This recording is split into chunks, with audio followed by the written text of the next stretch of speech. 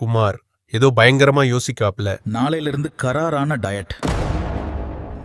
No junk food, no sweets. அடுத்த நாள் காலை. வயிறு ரொம்ப பசிக்குது.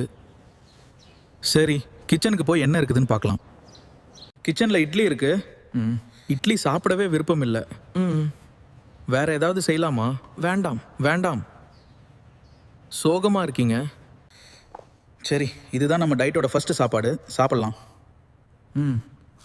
ஆனால் மதியம் 1 மணிக்கு நண்பன் வடிவில் வந்த சாத்தான் பிரியாணி வாங்கி தர பிரியாணி வாசனையே அமோகமா இருக்கு. குமாரின் மனசாட்சி கதறுகிறது. சாப்பிடு குமார், ஒரு நாள் விடுமுறை எடுத்தானே.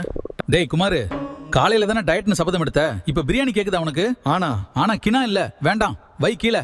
A few moments later.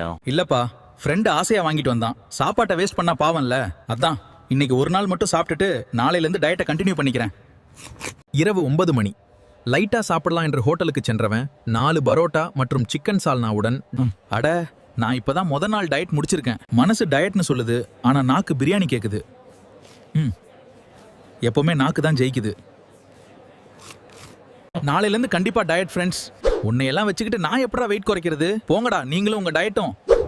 இந்த நிலைமையில நீங்க இருந்தா கமெண்ட்ல சொல்லுங்க, ஷேர் பண்ணி உங்க டயட் பார்ட்னரை கலாயுங்க.